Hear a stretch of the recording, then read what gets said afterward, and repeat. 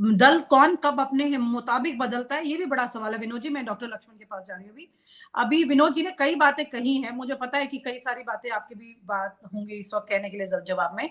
सवाल यही है कि क्या वाक़ई में ये तर्क सही हैं जो विनोद जी भी कह रहे हैं? दूसरी बात, वही मेरा सवाल जो विनोद जी से मैंने किया था, क्या भारत जोड़ो यात्रा का तोड़ राम मंदिर है?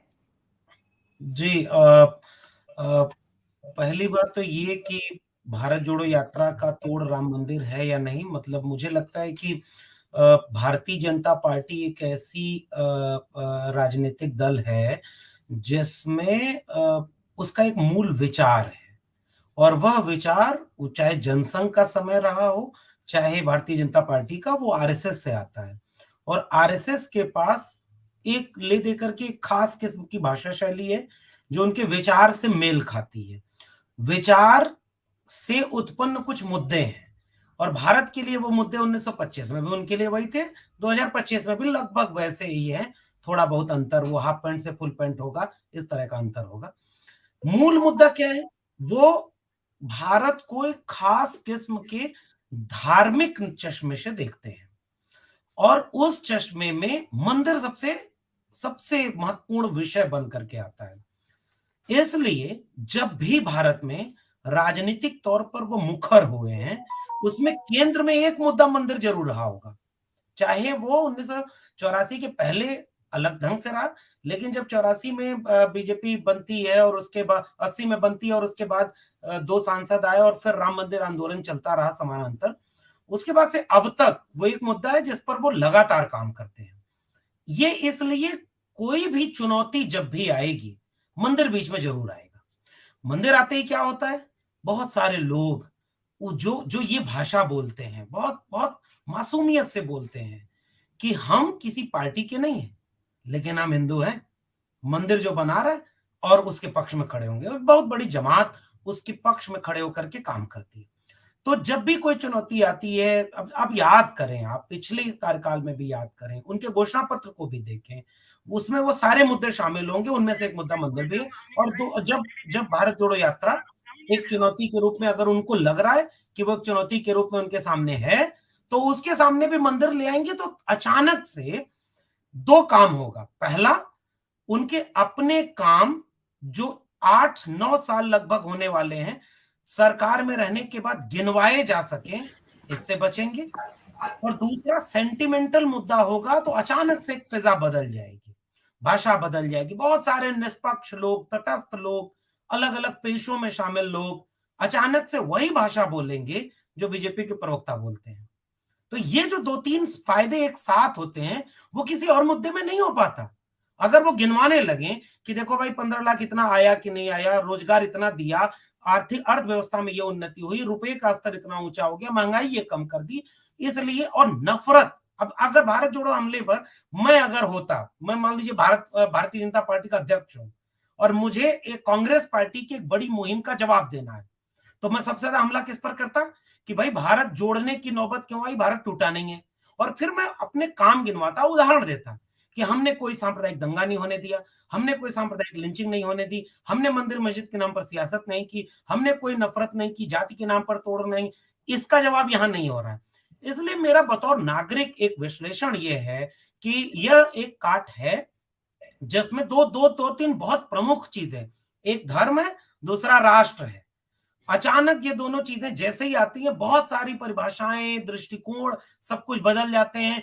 गोया ये राजनीतिक दल ना हो तो राष्ट्र ना हो, गोया ये कुछ लोग ना हो तो धर्म ना हो, ऐसे ऐसे प्रतीक बना दिया गया, पर्याय बना दिया गया और इस तरह से एक पूरी बहस उस दिशा में चली जाती है।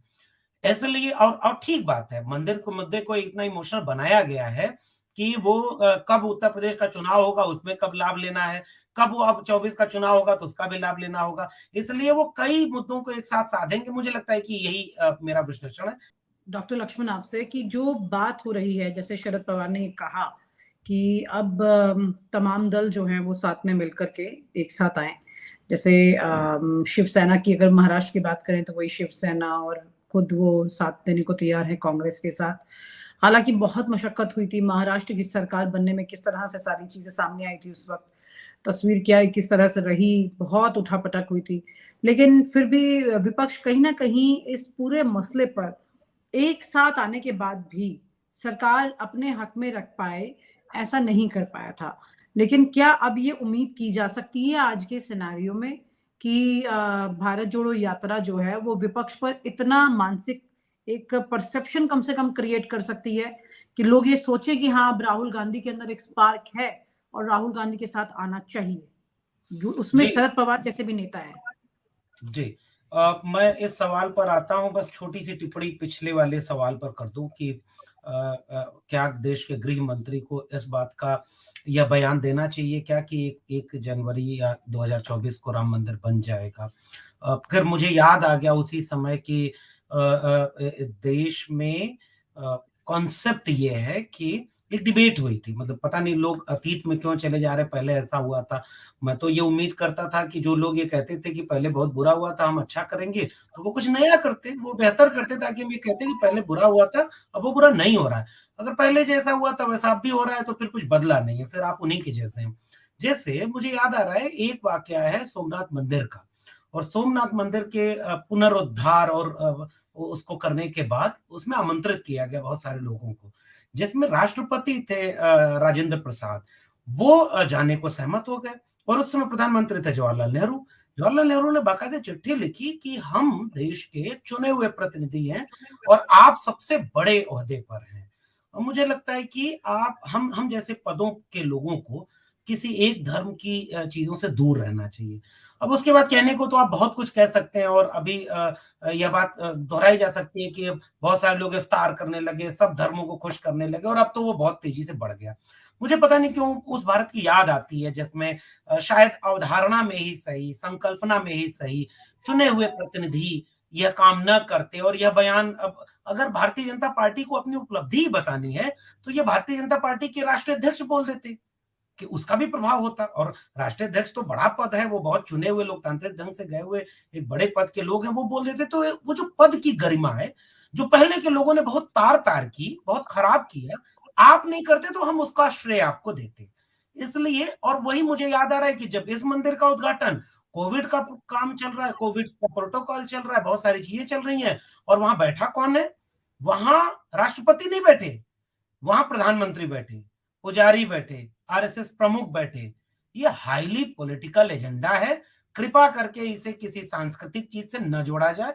और यह बयान मेरा नहीं, सुषमा स्वराज जी, दिवंगत सुषमा स्वराज जी का है, जिन्होंने मध्य प्रदेश में एक चुनावी एक रैली में ये बात कही थी कि ये राम मंदिर आंदोलन से भारतीय जनता पार्टी को फायदा हुआ। इसलिए ये उन्हीं की बात है।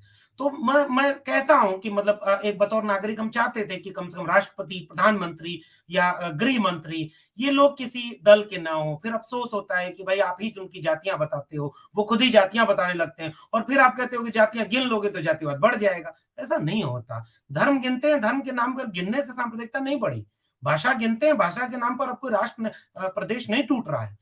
लैंगिक आधार को गिनते हैं, बाकी सब कुछ गिनते हो, सब कुछ नहीं हो रहा है। जातियां गिन लोगे तो जाति वैमनस्य बढ़ जाएगा। ये एक हास्यास्पद तर्क है। जातियां गिन लीजिए, ताकि आपको और सुविधा हो जाएगी कि इन जातियों में ओवर रिप्रेजेंटेशन हो गया, अब इनको हटाओ, जो बहुत पीछे रह गए उनको आगे कर दो। आप जाति के नाम पर सर्टिफिकेट बनाते हैं, फेलोशिप देते हैं, योजनाएं बनाते हैं, देश चलाते हैं, और कल को आपको कहने में आसानी होगी 10 साल 20 साल बाद कि देखो सब कुछ खत्म हो गया, हमने जातिवाद खत्म किया। अब आते हैं भारत जोड़ो यात्रा क्या विपक्ष जोड़ पाएगी? कोशिश सब लोग करते हैं, और कोशिश दक्षिण भारत से जब शुरू हुई, मुझे याद आ रहा है कि राहुल गांधी ने एम के स्टालिन, जो आज के दौर में 2022 और 23 में हम एक ऐसे शख्स को इस देश में देख रहे हैं जो बहुत रेडिकल स्टैंड ले रहा है। कल्पना करिए, क्या इस देश में धर्म के नाम पर राजनीति करने वाले लोग कभी ये बात कह पाते, जो बात 1936 में डॉक्टर बी आर अम्बेडकर ने लिखी है एनिहिलेशन ऑफ कास्ट के आखिरी पन्नों में, कि जातियों को खत्म करने के लिए बहुत सारे काम है, इंटरकास्ट मैरिज, और उसके बाद से लेकर के रोटी बेटी का संबंध से लेकर के उन्होंने कहा पुजारी का इम्तिहान कराओ, हर जात के लोग पुजारी बने। और एम के स्टालिन तमिलनाडु में ये काम कर चुके। उन्होंने कहा भाई मंदिर में एक ही जात का पुजारी क्यों होगा, इम्तिहान दो, जो पास हो गया हर जात के लोग पुजारी बन जाओ। एम के स्टालिन को लेकर के राहुल गांधी गए, दक्षिण से जोड़ते गए। हाँ, लेफ्ट को लेकर के थोड़ा खटपट हुई, लेकिन उसके बाद एक कोशिश उत्तर तक आते आते राहुल गांधी और उनकी पार्टी कर रही है, और उत्तर प्रदेश तक आते आते उन्होंने इसका जोर थोड़ा ज्यादा किया। कि उन्होंने उत्तर प्रदेश के तमाम राजनीतिक दलों को पत्र लिखा बाकायदे, जो पहले नहीं हुआ था। मुझे लगता है कि एक राजनीतिक दल के तौर पर उनकी कोशिश है, और जब महाराष्ट्र में जिसका ज़िक्र आपने चूँकि शरद पवार और तमाम लोगों का किया, तो वहाँ तो तमाम दलों के लोग राहुल गांधी की यात्रा में शामिल हुए, और जैसे-जैसे यात्रा आगे बढ़ती जा रही है, बतौर केंद्रीय भूमिका के कांग्रेस अपनी भूमिका निभा रही है। लेकिन मैं एक बात कहूँगा कि राहुल गांधी ने अपनी छवि ठीक की है। भले उनका मज़ाक उड़ाया जाए, उड़ाइए आप, छवियों का तो खेल है। इस देश में सबसे बड़ा चोर, भ्रष्टाचारी और तमाम वो डीएमके के सांसद होंगे, जो घोटाला नहीं भी हुआ होगा उसके भी सबसे बड़े दोषी वही होंगे। चारा चोर लालू यादव होंगे, सबसे ज्यादा रुपए का संसाधन जुटा लिया मायावती ने, यही सब होगा। छवियां ऐसे बनती हैं, और बाकी लोग तो फकीर होंगे, झोला लेके चल देंगे। लेकिन ऐसे दौर में राहुल गांधी की भी छवि खराब की जा रही है कि भाई ठंडा नहीं लग रहा। अभी आज मैं देख रहा था सोशल मीडिया क्या बन गया है, वो व्यक्ति अपने टेबल पर कुछ खा रहा है और उसके बीच में एक शराब की गिलास रख दी।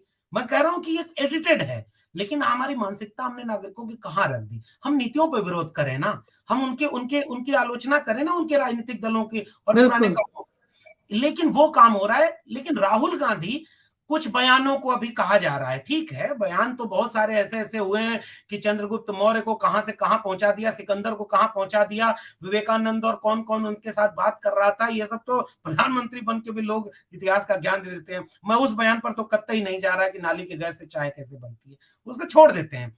मैं कह रहा हूं कि एक निष्पक्ष और राजनीतिक विश्लेषण करे उस व्यक्ति की राजनीति की। वो अपनी कोशिश कर रहा है। वो बतौर बतौर राजनेता राहुल गांधी ये कोशिश कर रहे हैं कि वो सारे लोग जो संविधान को मानते हैं, न्याय को मानते हैं, सांप्रदायिक सौहार्द चाहते हैं, वो व्यक्ति जाति जनगणना की बात कर रहा है। वो व्यक्ति आदिवासियों को कह रहा है कि वो मूल निवासी है। किसके पास ये तेवर है? वो व्यक्ति कह रहा है बाबा साहब शिवाजी को याद कर रहा है, और उसके बाद वो मंदिर भी जा रहा है। भाई उसकी पॉलिटिक्स अब कहां जाएंगे? वो मजार पे भी गए। उनकी कोशिश तो यह है, कांग्रेस पार्टी को भी बहुत सारा इम्तिहान देना है, और विपक्षी दलों और कांग्रेस के बीच एक रस्साकसी कुछ दिन अभी चलेगी, क्योंकि अलग अलग राज्यों में अलग अलग समीकरण है।